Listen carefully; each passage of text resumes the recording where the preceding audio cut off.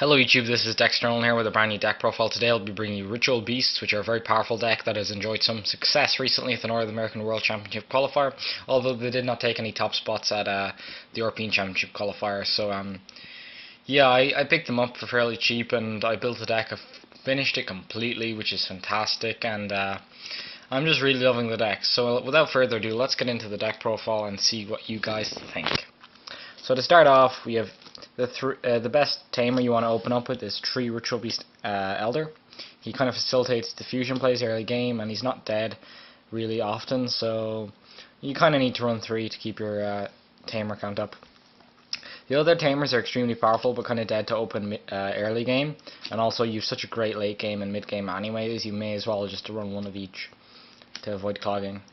There's one of each, even though like Wen might be the most powerful one, or Lara, you might want to prefer these. You need the names just for your, so you have 4 tamers and 4 beasts. This means that you can get the max amount, I think, of 5 searches or 4 searches turn when you're in the middle to the late game, which is obviously very powerful. So yeah, 6 of those. Onto the beasts, which are probably more powerful to open up with alone. You run Tree-Run Pengu because he's pretty damn good. He's not as good as Cannahawk, of course, but he's second best.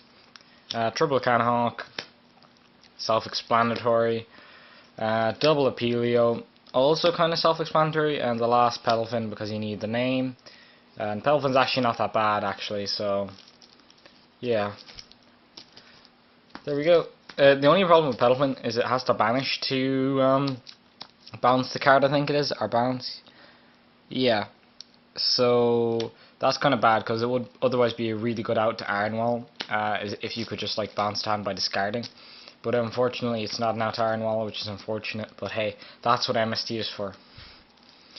And one Thunder King to finish off the monsters. He controls the game all by his own, he's 1900 attack, and he's a very powerful effect that doesn't really conflict with the deck, to be honest. 3 Upstart Goblin, consistency of course, and double E-Telly. I would play a third if I ran double Ghost Ogre, but kind of Ghost Ogre is a kind of crappy card anyways, so I just run the 2. 3 is way too clocky at 3 tamers. 1 Gold Sark, 1 Regeki, 1 D-Fisher, and 1 Bonds. I might cut Bond, but I think for now it's a very powerful card and I should keep it at the 1. 3 Steeds onto the traps, sorry. 3 Steeds, 3 Ambush. I'm not going to go into these.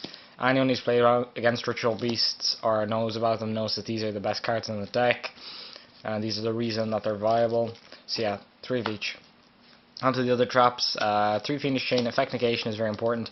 I decided to run this over Breakthrough Skill because you run macro in this deck, so sometimes the Breakthrough Skill second effect won't come in handy.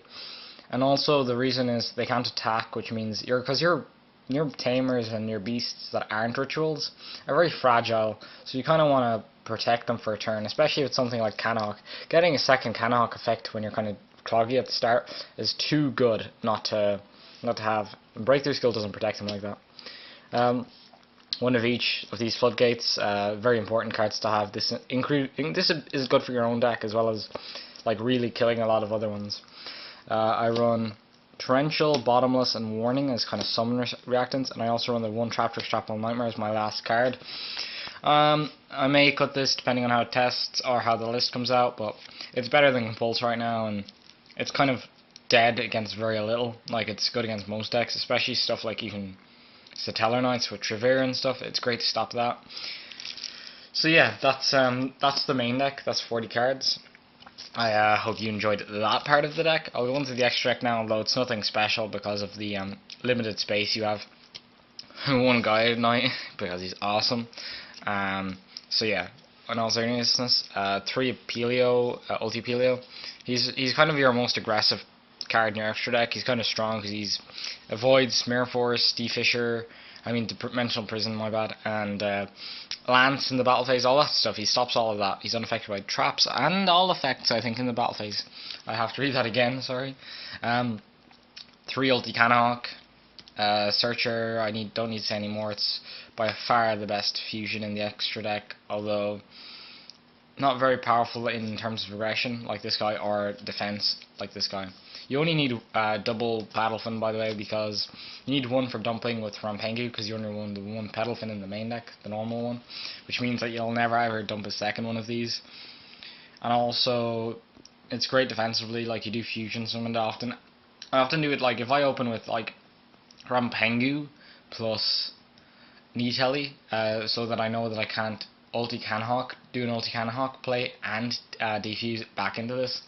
I'll just, because of the fact that Tamer had been special summoned via Italy, they can only be special summoned once per turn if you didn't already know that. I'll just make this, and it's kind of solid, so I can actually start making plays during the next turn.